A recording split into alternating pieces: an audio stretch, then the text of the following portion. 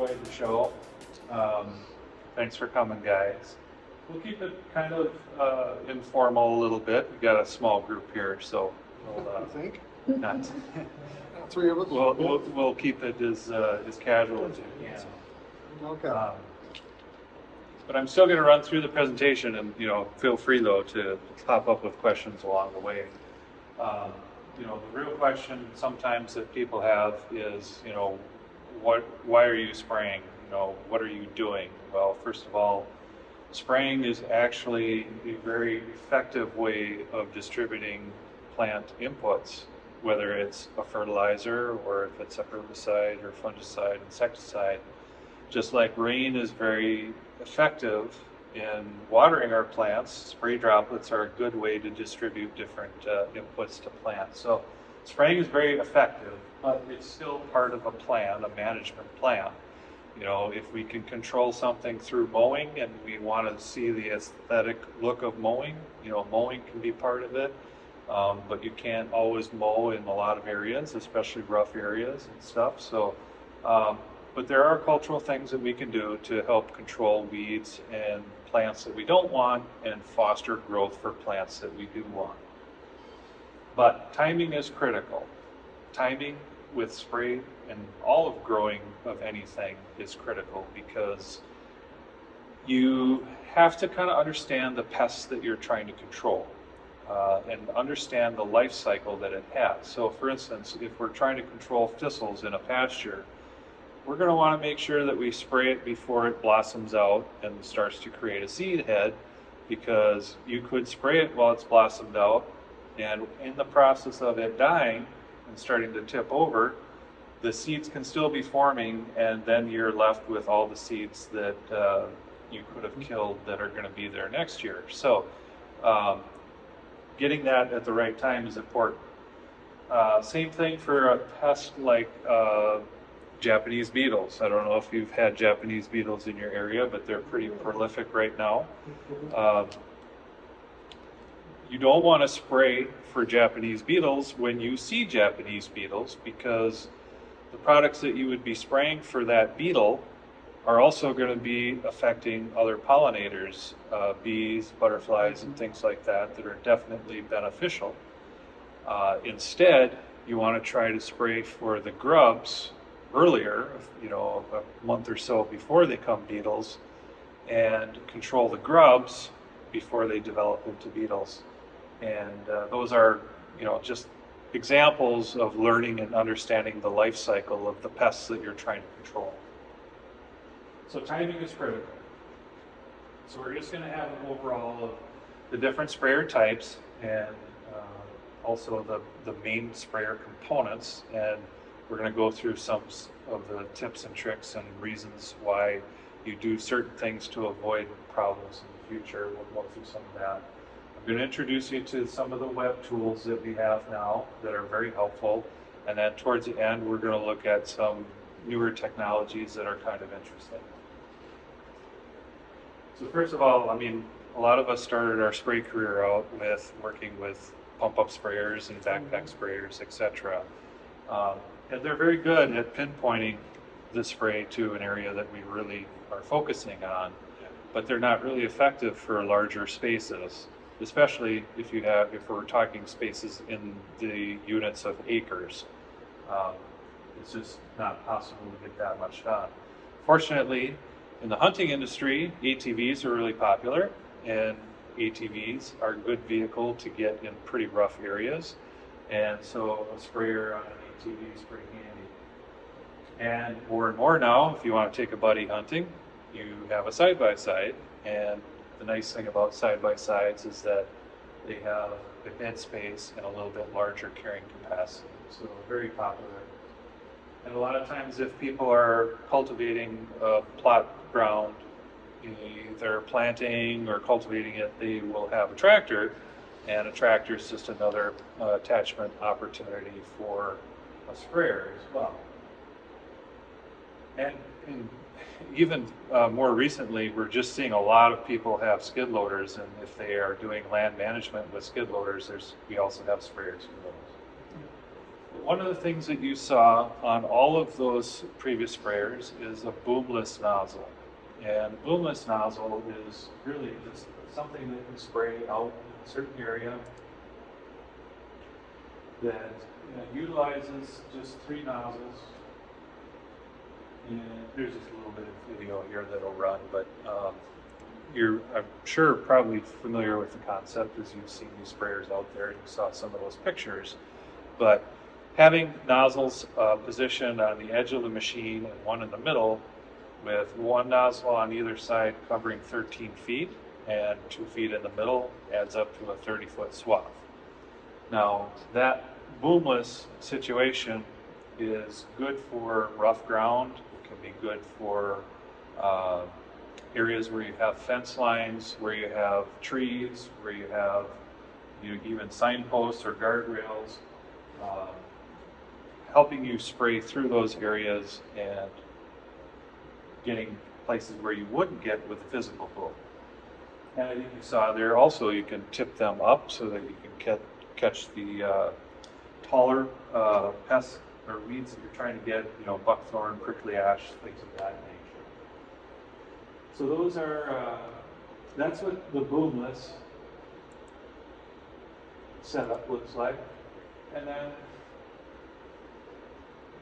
the opposite of boomless is a boomed boom, or a broadcast boom, as we call them.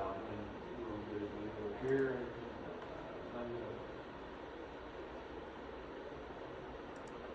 Fast forward that just a little bit, but basically, instead of broadcasting or spraying out from the machine, we're creating a boom and we're using controlled fan nozzles to spray right directly vertically down.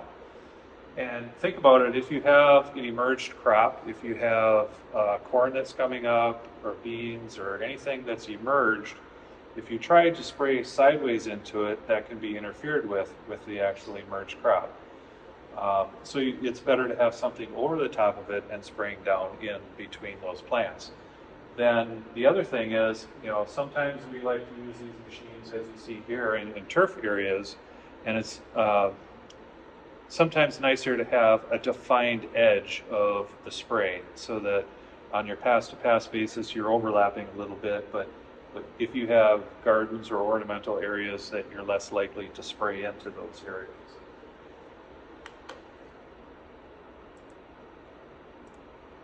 And then if we're talking larger acres, obviously larger booms, larger sprayers, still the same concept. They're called broadcast. So boomless and broadcast are going to be important terms for some of our next things. But here's one last thing to consider when you're looking at different booms is the type of chemistry that you're actually applying. On the right, we see what we call an example of systemic herbicides. So with a systemic herbicide like your 2,4-D or Roundup and some of those brand names, one drop on the plant is going to translocate through the plant, is going to do the job that it's going to do. If it's a selective herbicide, it's either going to kill that plant or it's going to leave that plant alone. But you just need to get basically one drop onto the plant and it'll move around. Where on the other hand, on the left hand, it's called, for contact products, you need more droplets to be effective. So those are more like your fungicides, insecticides, things of that nature, that you need to get a lot of droplets all around it. So the boomless nozzle doesn't create a whole lot of droplets, so you probably would only use the boomless nozzle or boomless setup for your systemic products, and then more of a broadcast boom for the contact products.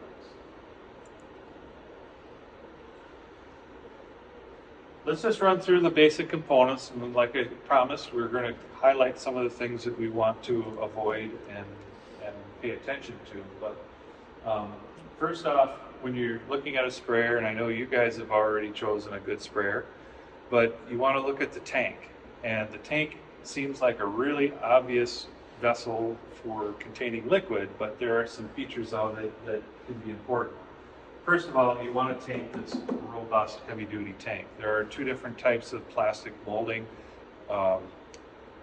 Rotomolding is kind of like what they use to make kayaks and things like that. And blow molding is how they make milk jugs. And blow molded tanks for sprayers are on the market, but they're thin and they're not very durable. So we like to use rotomolded tanks. And the other thing is we want to make sure to have a sump in the bottom of the tank so that we're able to drain all of the product out, or use that same sump, in this case, to draw all of the product out, because in this case the pump's on top and it's going to draw from the bottom of the tank.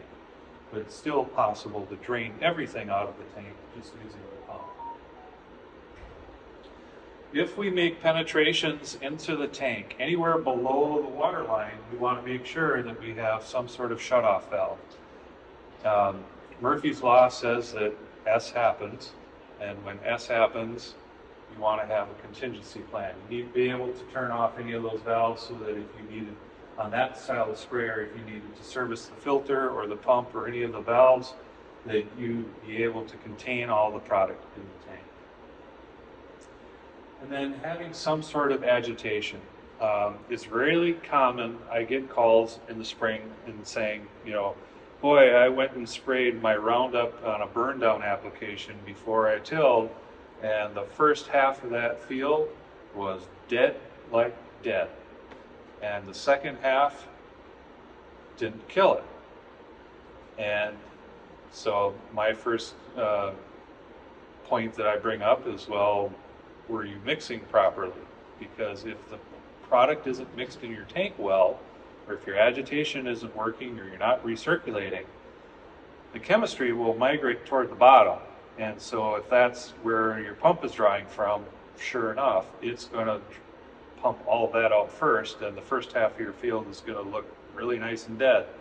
But the second half, if it's not recirculated, isn't going to have the same concentration of chemistry, and you're not going to get the efficacy that you want. So agitation is important.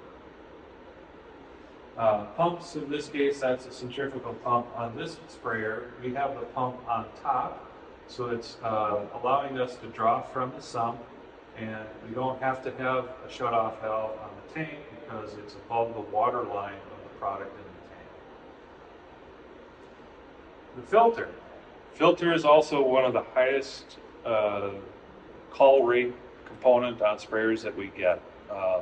Someone will call and they'll say, hey, my pattern isn't the same, and they start taking apart the nozzles and they start cleaning nozzles, which is all good. We should do that from time to time.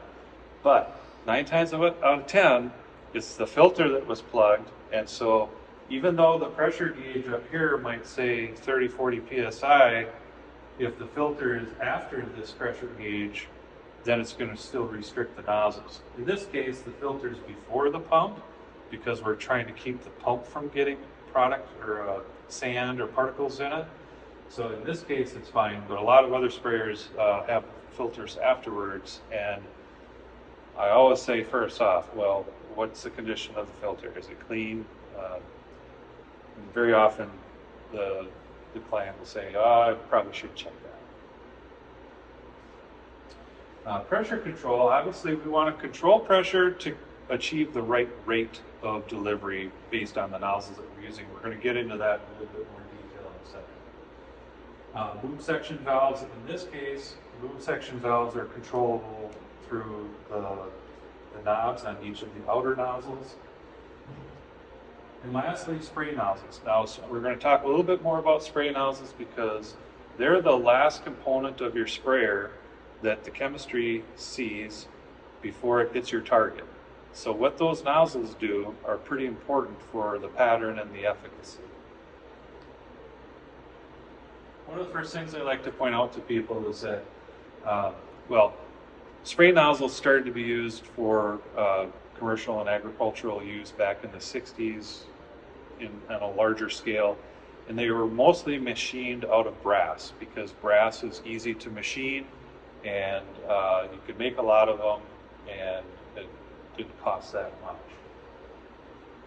But brass wears out pretty fast, especially when you have abrasive materials going through it.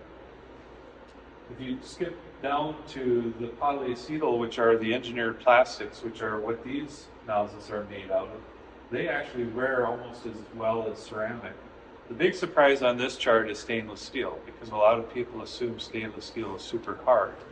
But in reality, stainless steel wears, halfway between brass and ceramic. So keep that in mind.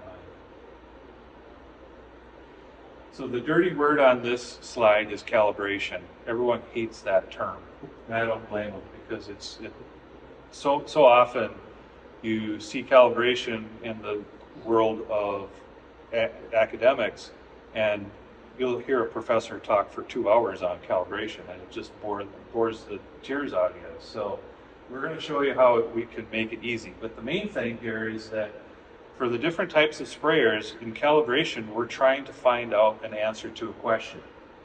And the question for manual sprayers, like backpack sprayers and things of that nature, the question that we're trying to solve is, how many gallons per acre does my sprayer put out? Because if I look at my chemical label, it's going to tell me I should put 2 pints per acre. Well, my sprayer doesn't spray out 2 pints. It sprays out an unknown quantity of gallons per acre. And so there's a calibration process I'll show you. And for broadcast and for both boomless, that's not the question. The question is, what pressure should I spray at? And so we're going to show you how we can answer those questions. The first question is on the manual sprayers,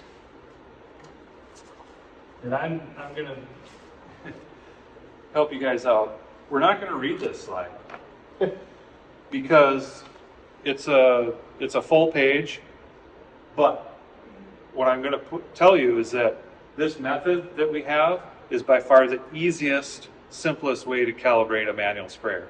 And so I'll give you this handout so that you have that for whenever you need to do that. But for broadcast nozzles, the benefit that we have is that nozzles are pre-calibrated, and they're standardized by ISO, so that it doesn't matter if it's a T-jet nozzle, Hypro nozzle, Greenleaf nozzle, doesn't matter who the manufacturer is. If they're selling them on the market, they aren't going to be successful unless they have them color-coded with the ISO standards. So for this case, you can see that the brown nozzle on top, at 40 PSI, it's half a gallon per minute. And we can benefit from that because in the past, this is a traditional chart, and this is what we used to do, so this is where we're helping you out. We used to have to find a chart that had the right nozzle spacing, and then we'd choose a speed range, and then we'd try to figure out a rate. And in that circle that I just put up there, the rate's supposed to be 15 gallons per acre. Well, somewhere on that chart, 15 gallons per acre is in there, but it's in that kind of like no man's land. And then lastly, I got to figure out what pressure to spray to hit that rate. Oh, and by the way, those are all in 10 PSI increments. So even if I do guess what line to follow over, I still don't know if I'm 5 PSI above or below that line. So it's really an antiquated way of figuring out this problem. Fortunately, we have tools like this that are a lot easier to use, and don't worry about the QRL code. We have it on these sheets if you want to take one. Where you can go to Resources, Tech Help on our website, and choose one of these spray tip calculators. The top one is the one I think that is the broadcast one, so we'll look at that one quickly.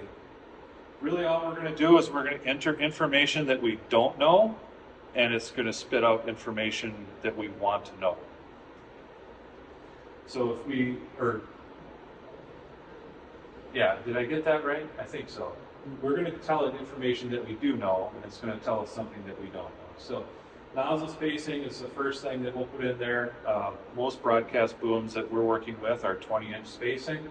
You can put in a speed, and I like to put in maybe like a speed at my slowest speed, and then I might do this again with a speed that's my maximum speed. And we can put in a rate, and the rate you can choose either from gallons per acre or gallons per thousand, whichever units you're using.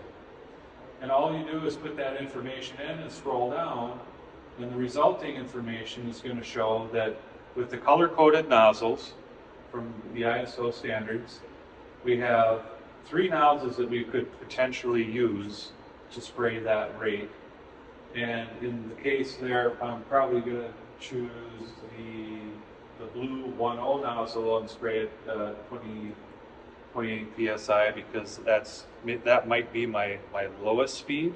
And then if I redo this exercise with a higher speed, then I know that I can go maybe up to 40 or 50 psi if I go a little faster. So the main thing is that it tells you a specific spray pressure to set it to. You're not guessing between 10 psi increments. And the same thing for boomless. We choose the boomless calculator. We choose a swath width, and a typical swath width is 30 feet. Put in a speed that we want to go, and put in the rate that we want to achieve, and it'll tell us the exact flow, but then also the spray pressure to be setting our pressure gauge at. So we don't have to guess anymore. We can actually put it where we want it to be. So those are some fancy, happy tools to get rid of the old charts. But now I want to shift to a couple other things that we can use these sprayers for. Now, liquid fertilizers are kind of emerging as an effective tool for growing certain crops, because we can get the fertilizer right where it should be, when it should be there, and that way we're not wasting fertilizer that's going to degrade or not get to where the plant can use it. And with the cost of fertilizer these days, that's important. We can't afford to be wasting anything anymore.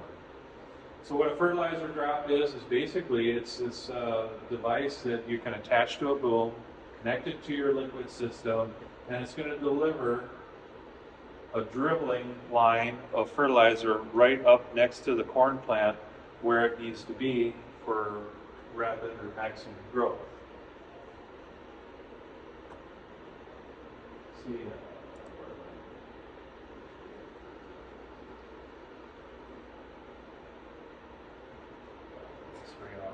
so, and really the video is just going to basically show that.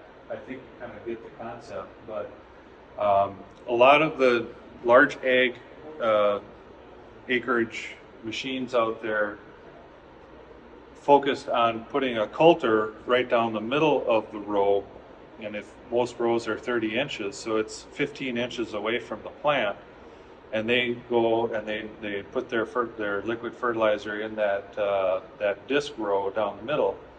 Well, that's, like I said, 15 inches away from the root zone, and the root zone is only about, depending on the growth stage of the plant, is only about 5, maybe 6 inches wide. Mm-hmm. So by the time the root is able to grow out to where that fertilizer was put, a lot of that fertilizer is going to get volatilized and is not going to be available nitrogen anymore. And that's wasted money. I mean, that is a pure waste of money. So that's what we want to avoid.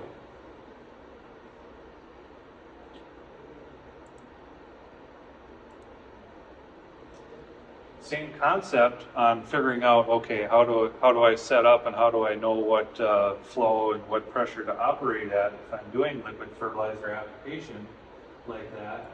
Here again, we're going to use a web tool where we can choose either the dialer rate, which is a multiple orifice, or the single orifice version.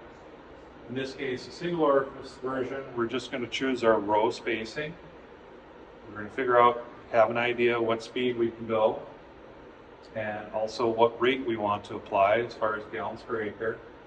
And lastly, we're going to add in the density of the fertilizer that we're using. So any of the liquid fertilizers that you can buy will say right on the label how many pounds per gallon they weigh, because that affects the flow rate through an orifice. So we want to add that density factor into this tool, and basically down at the bottom it'll tell us what orifice size to be using, and here again specifically what pressure to set it at. What's not shown on here, if we were scrolling down, is we would be able to also see calibration information. So if you want to test your sprayer and your super drop or fertilizer drops, you can use it with a stopwatch and a collection cup, and you can make sure that you're putting out exactly what you want it to put out. Definitely handy tools. Coming down toward the end, we're just going to show off a few technologies that are also helpful in the food plot world, especially if you're doing some food plot custom work for people. And that is having guidance and actually knowing where you've gone and where you have yet to go. So in a lot of these cases, we've got fields that are, maybe clover or something that's not a row crop, and it's hard for us to really gauge. A lot of our food plots aren't square fields like agricultural fields, and so sometimes it's hard for us to gauge if we're spraying or if we're fertilizing right on a good pass-to-pass basis. In this case, we can create grid lines with an A point and a B point, and if we start wandering off, a little light bar on the top will show and help us to steer the machine back on course. And we can turn on the application button and it'll actually shade everything behind us so that we know where we've actually sprayed.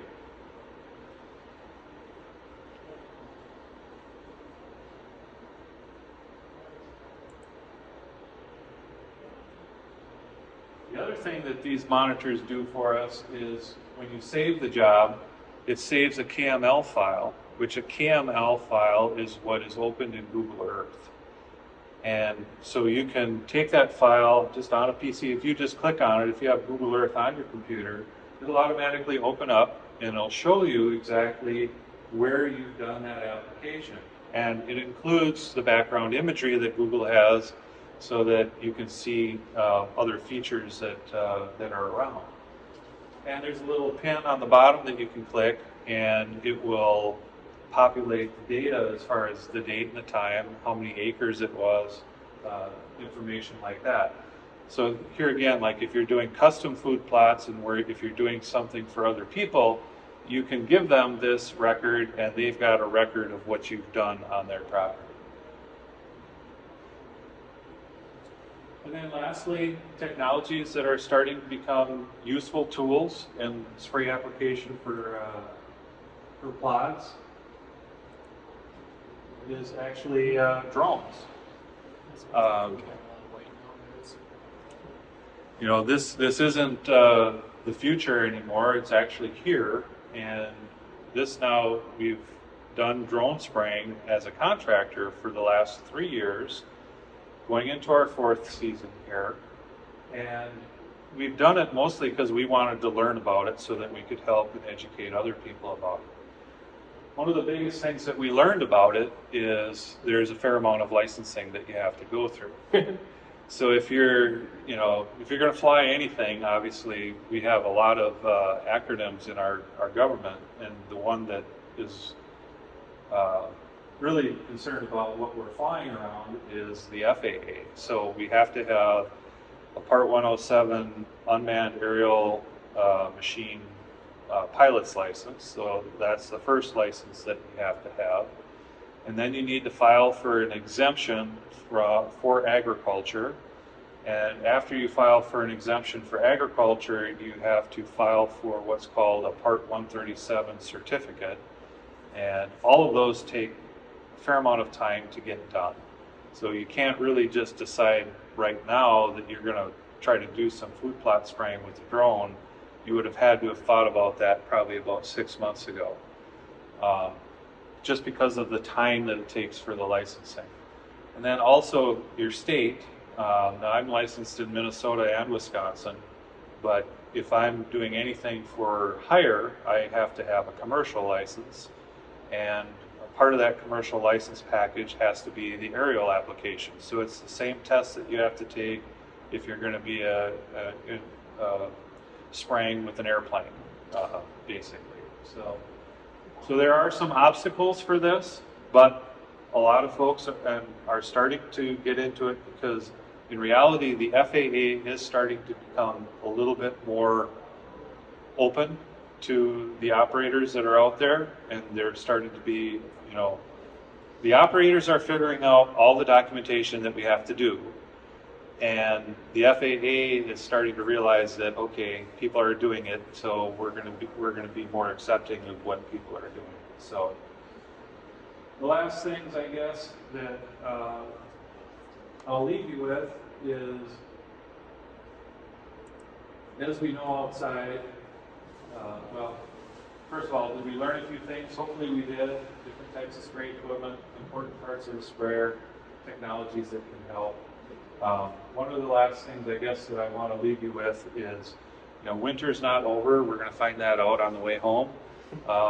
Make sure that if you've used your spray equipment and you've rinsed it out, chemical is out, just make sure you run some RV antifreeze through it. It not only keeps things from freezing, but it also keeps a lot of the rubber parts and everything lubricated, and so it's ready for you to use the next time you need it.